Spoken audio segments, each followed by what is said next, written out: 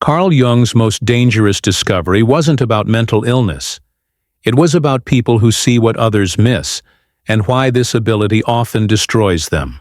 In his clinical practice, Jung encountered individuals with what he called differentiated perception, a rare capacity to read micro-expressions, detect hidden emotions, and sense unconscious patterns invisible to everyone else. These individuals could see through social masks, identify lies instantly, and feel the psychological tension in any room. Jung considered this discovery dangerous because these people rarely thrived in ordinary life. They weren't unstable, but their heightened awareness came with a devastating cost. They ended up isolated, exhausted, and cut off from normal relationships, not because of weakness, but because their perception was too advanced for the world around them. Jung believed that this ability could either destroy a person or transform them into something extraordinary. The case that revealed this truth began in 1913, during Jung's own psychological crisis after breaking with Freud. He described a highly introverted, intuitive patient who possessed what he called undifferentiated intuitive perception. She could walk into a room and immediately sense the hidden atmosphere. Who was lying, who was suffering, who carried secret resentment. Jung noted, "The patient displays an extraordinary capacity for perceiving unconscious contents in others, but this faculty appears to cause her considerable distress rather than advantage. This woman could not tolerate small talk because she saw through every facade. Friendships dissolved around her because people felt exposed in her presence. Even holding a job proved impossible. Her sensitivity disrupted the unspoken agreements that allowed groups to function." Jung realized he wasn't treating psychosis. He was witnessing what happens when perception becomes too conscious, when awareness evolves beyond what society can tolerate. Her observations were strikingly accurate. She spoke about people as though she had access to their private thoughts and motives, and Jung verified her insights repeatedly. This wasn't delusion. It was consciousness sharpened to a dangerous edge, so precise that it threatened the very social structures around her. Disturbed by this, Jung began exploring what he later termed participation mystique, the phenomenon where highly intuitive individuals become flooded with the unconscious contents of others. In his Red Book notes, he wrote, "There are those among us whose psychic apparatus is so finely tuned that they absorb not merely conscious communications but the entire unconscious atmosphere of their environment." Modern research on highly sensitive persons, HSPs, by Dr. Elaine Aron supports Jung's early insights, showing that around 20% of people have heightened sensitivity. Yet Jung identified something even rarer, the introverted intuitive type, perhaps 1% of the population. These individuals don't just feel deeply. They perceive unconscious patterns with startling clarity. They see the despair behind forced smiles, the desperation beneath false confidence, and the shadows that groups collectively deny. Jung warned that the danger was not in perception itself, but in the isolation it creates. When someone sees what others cannot, they become a mirror society refuses to face. This was what he called the problem of the superior function, a gift so powerful that it alienates the one who holds it. But Jung uncovered an even greater danger: shadow projection. People with differentiated perception often became targets of unconscious hostility. Rather than facing their own hidden flaws, others would project them onto the perceiver. Jung wrote in Psychology of the Unconscious, "Nothing has a stronger influence psychologically on their environment, and especially on their children, than the unlived life of the parent." This principle extended to all human relationships. When someone's shadow is exposed by another's clarity, the unconscious mind reacts in only two ways, either integrating the shadow or attacking the mirror. Jung's patients often experienced the latter. If they gently suggested someone seemed troubled, they were accused of being negative. If they pointed out real problems, they were labeled judgmental or blamed for creating the issues themselves. This pattern was no accident. It was a defense mechanism. As Jung wrote in Memories, Dreams, Reflections, "Everything that irritates us about others can lead us to an understanding of ourselves." But for most people, it was easier to attack the person reflecting their shadow than to confront what was being revealed. Jung called this the scapegoat phenomenon. Those with heightened perception became the designated problem wherever they went, not because they caused dysfunction, but because they revealed it. They embodied the truths society didn't want to see. For Jung, this was humanity's most dangerous psychological discovery, that some individuals can see too much, and that their gift, unless transformed, often becomes their curse. Carl Jung once observed, "The bearer of superior perception becomes the repository for all that the group cannot consciously acknowledge about itself." This insight explains why highly perceptive individuals don't just feel misunderstood, they often feel systematically targeted by an invisible force. What makes Jung's discovery especially disturbing is that this overwhelming perception did not manifest in the same way for everyone. Through years of observation, he identified 4 distinct patterns within the rare introverted intuitive type, each representing a different way of processing the unconscious contents of others. Type 1. The feeling intuitive. These individuals combine introverted intuition with a highly developed feeling function. They don't just notice what others are experiencing, they feel it in their own bodies. Jung wrote that they lived in a state of perpetual emotional contagion, absorbing the unlived emotions of everyone around them. This makes it nearly impossible to separate their authentic feelings from what they unconsciously inherit from their environment. Type 2. The thinking intuitive. Unlike the feelers, these individuals perceive unconscious patterns and translate them into startlingly accurate predictions. Jung noted that they could foresee relationship collapses, personal crises, and even career failures long before they happened. Not through analysis, but through unconscious pattern recognition. He wrote, "They possess an uncanny ability to perceive the logical conclusions of unconscious processes that others cannot yet see." Type 3. The sensation intuitive. Jung documented patients who could sense psychological states as physical realities. They detected illness before symptoms appeared, felt fatigue in others before it was acknowledged, and noticed bodily tensions that pointed to emotional distress. Jung described them as early warning systems for psychological and physical disease in their environment. Type 4. The pure intuitive. The rarest and often most overwhelmed, this type combined introverted intuition with what Jung called an undifferentiated auxiliary function. They perceived everything but had no structured way to process or communicate it. Jung described their existence as perpetual overwhelm, where floods of unconscious information became impossible to integrate constructively. Understanding which pattern one belongs to is vital because each requires a different path through what Jung termed the integration challenge. Without integration, superior perception carries devastating risks, not only for the individual, but for the collective. Jung identified 3 specific dangers that made this discovery so threatening. Danger 1. Disruption of the collective unconscious society, Jung observed, is held together by unconscious agreements, shared illusions of what will and will not be acknowledged. When a highly perceptive individual sees through these illusions, they threaten the fragile cohesion that keeps families, groups, and entire societies functioning. Simply by existing authentically, they destabilize collective agreements. Danger 2. Psychological isolation. Jung described this as the problem of the superior function, the paradox where one's greatest strength becomes the source of greatest suffering. He wrote, "The curse of consciousness is that it cannot be shared with those who do not possess it. The individual becomes an island of awareness in an ocean of unconsciousness." This isolation isn't just social, it's existential.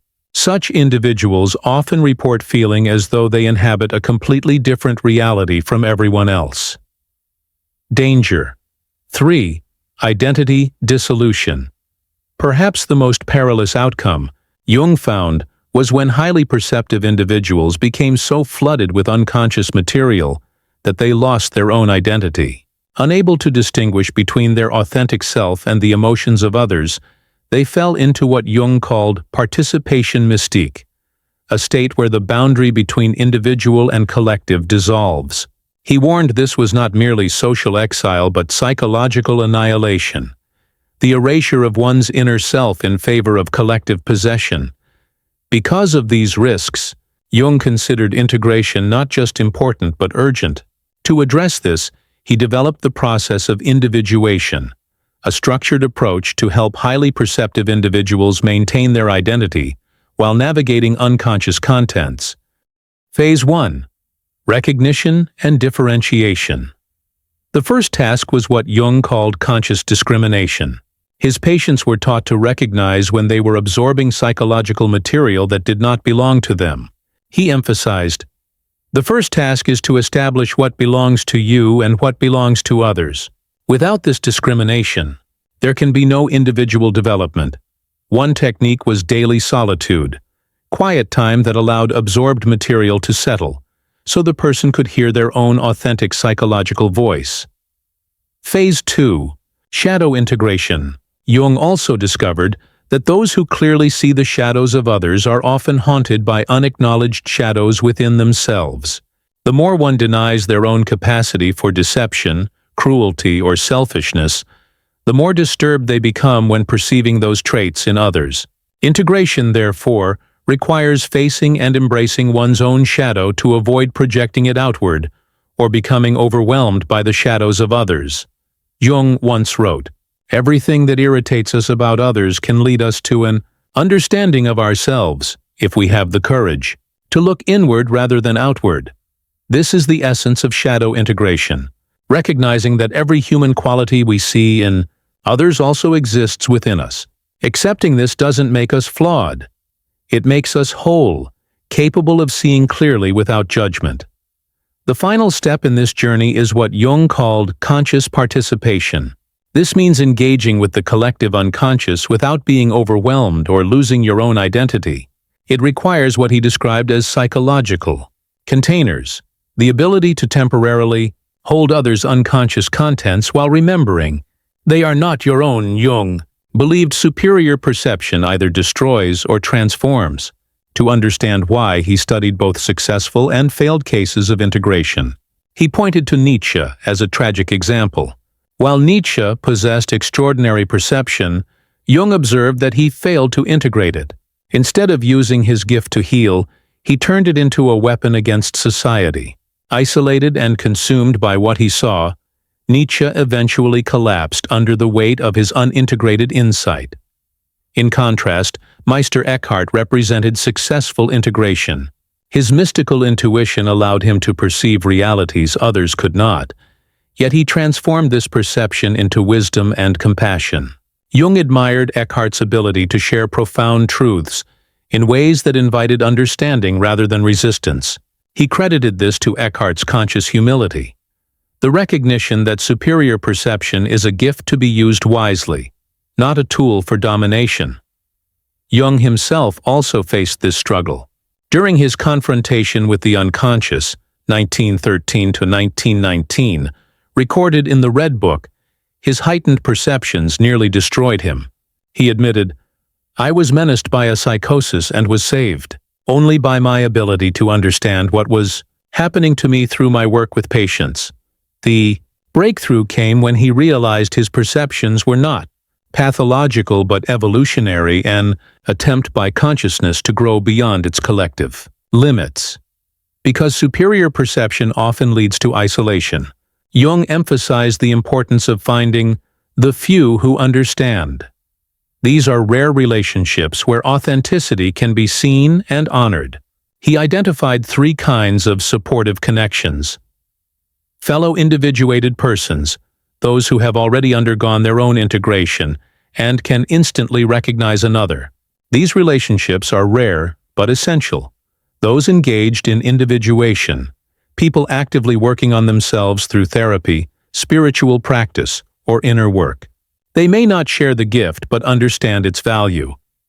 Natural containers, individuals, often matured by life experience, who can hold psychological content without fear or defensiveness. Jung also described recognition signals of safe relationships, genuine curiosity, the ability to admit contradictions, emotional stability in the face of uncomfortable truths, and a deep interest in consciousness and growth. With such people, the highly perceptive individual can finally share their truth without fear of rejection or projection. Jung taught that revealing perceptive abilities must be done carefully. Start with gentle, simple observations, then watch how others respond.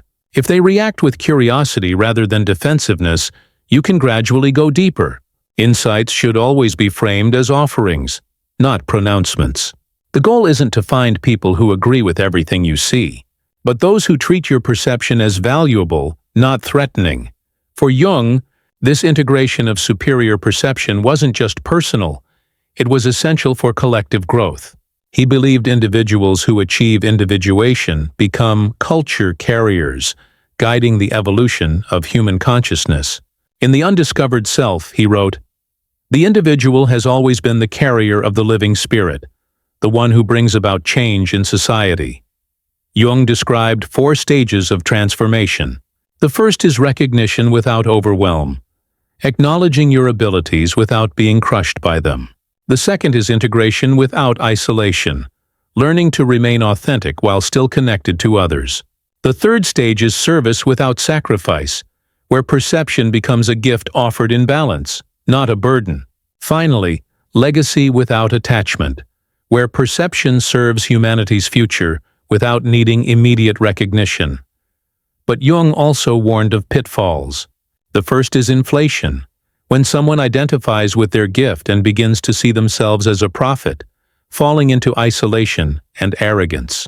The second is withdrawal, using perception as an excuse to avoid society, which Jung called defeat rather than transcendence.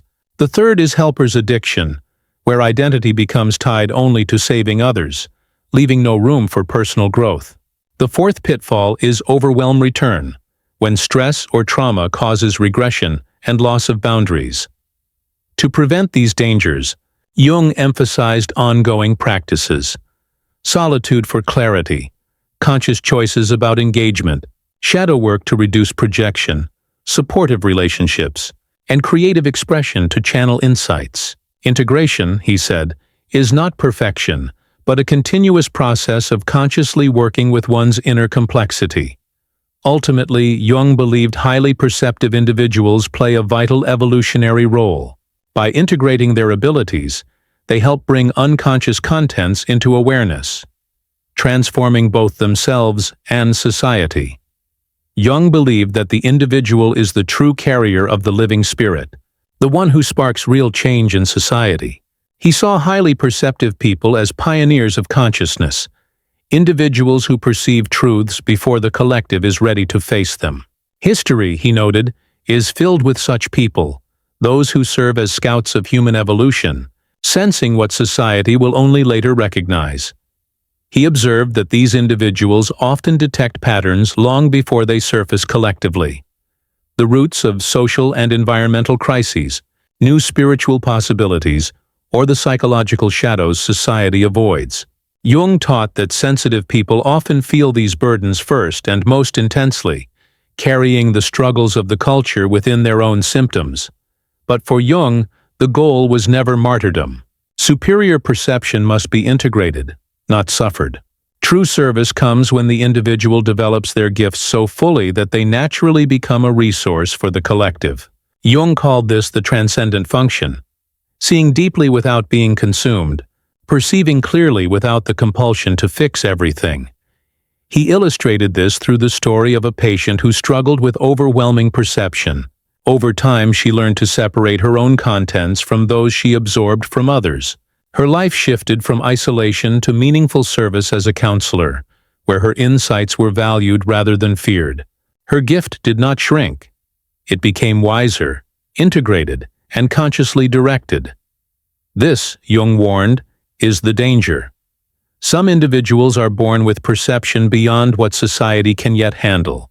Without integration, it can isolate and destroy them.